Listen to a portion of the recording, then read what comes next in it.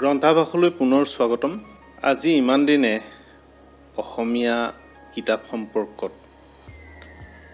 মোৰ ব্যক্তিগত পঠন অভিজ্ঞতা আপোনালোকৰ সৈতে আদান প্ৰদান কৰি আহিছোঁ আৰু মই যিবোৰ কিতাপৰ বিষয়ে আপোনালোকৰ আগত নিজৰ ভাৱ প্ৰকাশ কৰিছোঁ সেই কিতাপবোৰৰ কেৱল আভাসহে দিবলৈ মই যত্ন কৰিছোঁ আৰু লেখকসকলৰ সম্ভাৱনাসমূহে মই দেখুৱাবলৈ আৱিষ্কাৰ কৰিবলৈ যত্ন কৰি আহিছোঁ। আশা কৰিছোঁ আপোনালোকে যাতে মই দাঙি ধৰা কিতাপবোৰৰ সমালোচনা আগবঢ়োৱা বুলি নাভাবে, কাৰণ সমালোচনাৰ কাৰণে পথটো অলপ বেলেগ ধৰণৰ হয়। নতুন ইলেক্ট্ৰনিক মিডিয়াৰ যোগেদি ভিডিঅ'ৰ যোগেদি আচলতে একোখন কিতাপৰ সমালোচনা কৰাটো সম্ভৱ নহয়। যি নহওক, এই গ্ৰন্থাভাসে যদি আপোনালোকক উপকৃত কৰে তেতিয়াহ'লে ভাবিম যে আমাৰ যত্ন সাৰ্থক হৈছে। কাৰিকৰীভাৱেও আমি যথেষ্ট সীমাবদ্ধতাৰ মাজতে এই কামখিনি কৰোঁ। মোৰ একমাত্ৰ সন্তানে কাৰিকৰীভাৱে এই কামখিনি কৰাত মোক সহায় কৰি দিয়ে আৰু এনেদৰেই আমি আগবাঢ়ি গৈ আছোঁ। আপোনালোকৰ সৈতে কথা পাতিবলৈ যত্ন কৰি আহিছোঁ আৰু এই গ্ৰন্থাভাস কেনেকুৱা হৈছে বা কেনেকুৱা হোৱা উচিত এই সম্পৰ্কেও আপোনালোকে যদি জনায় তেনেহ'লে আমাৰ ভৱিষ্যতলৈ আগবাঢ়িবলৈ কিছু সাহস বাঢ়িব। যি নহওক, আজি আকৌ এখন কিতাপৰ বিষয়ে আপোনালোকৰ সৈতে কথা পাতিব খুজিছোঁ। এজন নতুন কবি, তেওঁৰ নাম মদাৰজ্যোতি। জানিব পৰা মতে তেওঁ নগাঁৱৰ বাসিন্দা। যোৱা কেইবছৰমানত কাকতে পত্ৰে তেওঁৰ একাধিক কবিতা পঢ়াৰ সৌভাগ্য হৈছিল আৰু শেহতীয়াকৈ তেওঁৰ জীৱনৰ প্ৰথমখন কাব্যগ্ৰন্থ প্ৰকাশ হৈ ওলাইছে, অধীৰ ৰূপান্তৰ। এখন সুদৃশ্য প্ৰচ্ছদেৰে সমৃদ্ধ কিতাপ। নামটো খুব সুন্দৰ, অধীৰ ৰূপান্তৰ। এই কিতাপখনত কবিজনে কেনেধৰণৰ কাব্যিক প্ৰতিভাৰ প্ৰকাশ ঘটাব খুজিছে এইখিনি কথা আমি আজি লক্ষ্য কৰিম। প্ৰথমতে কিতাপখনৰ যাৱতীয় তথ্যখিনি দি ল'ব খুজিছোঁ। যাত্ৰা গ্ৰন্থমালাৰ অধীনত কিতাপখন প্ৰকাশ কৰিছে ক্ৰান্তিকাল প্ৰকাশনে। ক্ৰান্তিকাল প্ৰকাশনৰ ঠিকনা ক্ৰান্তিকাল প্ৰকাশন, MG ৰোড, নগাঁও 1। এই কিতাপখনৰ মুঠ পৃষ্ঠাৰ সংখ্যা হৈছে 144 পৃষ্ঠাৰ। এই কিতাপখনত যিখিনি কবিতা সংকলিত হৈছে, কবিতাখিনি মুঠতে 6টা পৰ্বত বিভাজন কৰা হৈছে। প্ৰথম পৰ্বটোৰ নাম হৈছে উত্তৰ আধুনিক, ইয়াত 5টা কবিতা আছে। দ্বিতীয় পৰ্বটোৰ নাম হৈছে অধীৰ ৰূপান্তৰ, ইয়াত 7টা কবিতা আছে। তৃতীয় পৰ্বটোৰ নাম হৈছে নাম সিংহ, ইয়াত আছে 7টা কবিতা। চতুৰ্থ পৰ্বত পুনৰ 7টা কবিতা আছে, ইয়াৰ উপনাম হৈছে আত্মকথন। পঞ্চম পৰ্বত নাম দিয়া হৈছে হিবি জিবি, ইয়াতো যথেষ্ট সংখ্যক কবিতা আছে। আৰু ষষ্ঠ পৰ্বত শিৰোনাম দিয়া হৈছে তোমালৈ। প্ৰতিটো পৰ্বত কবিজনে এনেধৰণৰ চিত্ৰকৰ্মও কবিতা পুথিখনত ব্যৱহাৰ কৰিছে। এতিয়া মদাৰজ্যোতিৰ কবিতাৰ বিশেষত্বনো আমি কি দেখা পাইছোঁ এই কথাখিনিলৈ আমি চকু দিম। প্ৰথম কথা, যি সময়ত আমি জীয়াই আছোঁ এই সময়খিনিক এই সময়ৰ প্ৰতিজন কবিয়েই নিজৰ সৃষ্টিৰ মাজেদি দাঙি ধৰিছে। এই সম্পৰ্কত কোনো ধৰণৰ সন্দেহ নাই। আচলতে কোনো সময়ৰ কোনো লেখক লেখিকাই বা কোনো শিল্পী সাহিত্যিকেই নিজৰ সময়খিনিক আওকাণ কৰি সৃষ্টি কৰিব নোৱাৰে।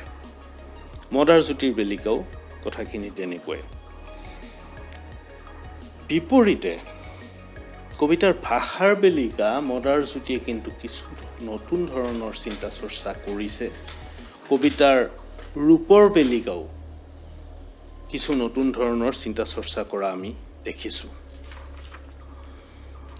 তেওঁৰ এটা কবিতা প্ৰথমতে পাঠ কৰিব খুজিছোঁ। অৱশ্যে কবিতাটো দীঘল, গতিকে সম্পূৰ্ণ কবিতাটো পাঠ নকৰোঁ। উত্তৰাধুনিক 5। যে পায়েঙে মৰা অৰণ্যখনৰ ভিতৰত গছৰ মুঢ়াবোৰ খান্দি আছিল। আটাইতকৈ ওখ গছৰ শিপা গভীৰ। নিৰ্বাচন কৰোঁতে কৰোঁতে যদিও বা ভাগৰ লাগিছিল, তথাপি তেওঁ খান্দি আছিল মাটি। মাজে মাজে তেওঁ হতাশ হৈ অতীতলৈ উৰা মাৰিছিল। চৰকাৰৰ বঁটা পোৱা ককাকৰ নাতিয়ে অৰণ্যখনৰ কথা ভাবিছিল। গ্ৰীষ্মৰ প্ৰখৰ ৰ'দত বৰষুণ নাহিলে ৰেইন ট্ৰীৰ তলত তেওঁ ৰৈছিল। যে পায়েঙৰ ল'ৰা-ছোৱালীৰ মুখত এতিয়া অক্সিজেনৰ মাস্ক। অক্সিকোঠাৰ বাহিৰত সিহঁতে পৰস্পৰক যাচে উৰন্ত চুমা। কবিতাটোৰ বাকী অংশটো নপঢ়োঁ, কিন্তু ইয়াত আমি লক্ষ্য কৰিবলগীয়া কেইটামান দিশ আপোনালোকক দেখুৱাব খুজিছোঁ। প্ৰথম কথা, যে পায়েং। যে পায়েং মানে নিশ্চিতভাৱে যাদৱ পায়েং, অৰণ্য মানৱ বুলি যাক কোৱা হয়। যাদৱ পায়েঙৰ নামটো কবিতাটোত ব্যৱহাৰ কৰা হৈছে, কিন্তু ব্যৱহাৰ কৰা হৈছে যে পায়েং বুলি। ইংৰাজী আখৰ যে, তাৰ যাদৱ শব্দটোৰ যিটো চুটিৰ ৰূপ। এই যে পায়েং বুলি লিখা হ'ল, ইও কিন্তু এক ধৰণৰ নতুন প্ৰয়োগ। আমি সকলোৱে জানো যাদৱ পায়েঙে মৰুৰ মাজত অৰণ্য সৃষ্টি কৰাৰ কামত যোৱা প্ৰায় 4টা দশক কাম কৰি আহিছে। যিজন মানুহৰ কামৰ কাৰণে ৰাষ্ট্ৰীয় আন্তঃৰাষ্ট্ৰীয় বিভিন্ন ধৰণৰ স্বীকৃতি আমি লক্ষ্য কৰিছোঁ। সেই মানুহজনে কৰা কামখিনিক এটা কবিতাৰ মাজলৈ আনি কবিতাৰ যোগেদি ভৱিষ্যতে পৃথিৱীৰ যি নৈসৰ্গিক পৰিৱৰ্তন ঘটাৰ আশংকা ইতিমধ্যে আৰম্ভ হৈছে, সেই গোটেই কথাখিনি কবিজনে ইয়াত তুলি ধৰিছে। তাতকৈও ডাঙৰ কথা, অক্সিজেনৰ কাৰণে মাস্ক পিন্ধিবলগীয়া এখন পৃথিৱীৰ অভিকল্পনা ইয়াত দাঙি ধৰা হৈছে, যিটো কষ্টকৰ কল্পনা হ'লেও মানুহৰ বাবে, সমগ্ৰ মানৱ জাতিৰ বাবে এইটো এটা ভয়াৱহ অশনি সংকেতৰ নিচিনা হৈ পৰিছে। তাৰ পাছত কবিজনে সৃষ্টি কৰিছে এটা নতুন শব্দ, অক্সিকোঠা। আমি ভাবিলে গম পাম যে কৃত্ৰিমভাৱে অক্সিজেন গ্ৰহণ কৰিবৰ কাৰণে কিছুমান ব্যৱস্থা ইতিমধ্যে আগবঢ়া দেশবিলাকত আৰম্ভ হৈছে, য'ত প্ৰদূষণৰ মাত্ৰা খুব বেছি। তেনে অৱস্থাত মানুহে পৰস্পৰক চুম্বন কৰিব কেনেকৈ?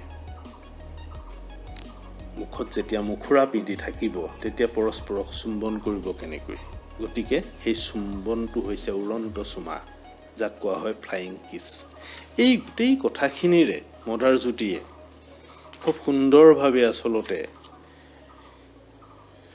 ভৱিষ্যতৰ অনিৰাপদ পৃথিৱীখনৰ প্ৰসংগ দাঙি ধৰিবলৈ যত্ন কৰিছে। কবি মদাৰজ্যোতিৰ কবিতাৰ গাঁথনি অলপ বেলেগ ধৰণৰ। তেওঁ প্ৰথম পুৰুষতে কথাখিনি কয়, তেওঁৰ বক্তাজন সদায় উপস্থিত থাকে কবিতাত। কিন্তু হ'লেও প্ৰতিটো কবিতাত তেওঁ একেধৰণে কথাবোৰ ক'বলৈ যত্ন নকৰে। অৰ্থাৎ তেওঁৰ কাব্যৰ ভাৱনা অনুসৰি কাব্যৰ বিষয় বেলেগ আৰু বিষয় অনুসৰি কাব্যৰ ভাষাও বেলেগ। এটা সৰু কবিতা আমি যদি পঢ়ি চাওঁ তেতিয়া গম পাম। কবিতাটোৰ নাম নতুন পোচাক। শব্দবোৰ আহোঁতেই আত্মালৈ উশাহেৰে টানিবা, ভাৱনাৰ পাচক গ্ৰন্থিৰে জহাবা বাসনাৰ পুখুৰীত। আহৰ পৰা খহিব মঙহ তুলিকা কৰিবা, দুখৰ পাত্ৰত জুবুৰিয়াবা, বৰ্ণৰ বৰ্ণাৱলীয়ে বৰণ ল'ব, ছবি আঁকিবা অনাহুত জীৱনৰ। দেখিবা নতুন সাজত উজলি উঠিছে শব্দৰ শৰীৰ। এজন কবিৰ বাবে কাব্য ভাষা নিৰ্মাণ কৰা কামটো কিমান কষ্টকৰ, ই এক কৃচ্ছ সাধনাৰ দৰে, তপস্যাৰ দৰে কষ্টকৰ এক কাম। সেই কামটোৰ বিষয়ে আচলতে কবি মদাৰজ্যোতিয়ে এই কবিতাটোত কৈছে। যিটো কথা এসময়ত কবি হীৰেণ ভট্টাচাৰ্যও কৈছিল যে প্ৰতিটো শব্দ তেওঁ হাতৰ তলুৱাত লৈ চায় কোনটো কিমান তপত, জিভাত লৈ চায় কাৰ সোৱাদ কি। প্ৰচলিত অৰ্থত শব্দবোৰৰ যি তাৎপৰ্য বহন কৰাৰ ক্ষমতা, কবিসকলে সেই ক্ষমতাক বৃদ্ধি কৰে। আৰু সেয়েহে কবিসকলৰ ক্ষেত্ৰত কোৱা হয় যে কবিয়ে ভাষা এটাৰ শক্তি বৃদ্ধি কৰে। গতিকে নতুন পোছাক কবিতাটোৰ যোগেদি কবি মদাৰজ্যোতিৰ কাব্য দৰ্শনৰ এই এটা বিশেষ দিশ ফুটি উঠা আমি দেখিলোঁ। সকলো কবিতা আলোচনা কৰাটো সম্ভৱ নহয়, কিন্তু তেওঁৰ কাব্য দৰ্শনৰ আচল মৰ্মত কি আছে সেই কথাখিনি আমি উপলব্ধি কৰিবলৈ সেই কবিতাটোৰ যোগেদি এটা উপায়, এটা পথ পাওঁ। আন এটা কবিতাত তেওঁ লিখিছে কেনেকৈ, বৃত্ত। কি হ'ল কি হ'ল, ডাৱৰ পানী হ'ল, ক'ত সৰিল ক'ত মায়াৰ ধৰণিত, কোনে দেখিলে কোনে, বতাহ আৰু উশাহে। বতাহ কলৈ গ'ল, গছৰ পাত সৰাবলৈ, উশাহ কলৈ গ'ল, অক্সিজেনৰ চিলিণ্ডাৰ গোটাবলৈ।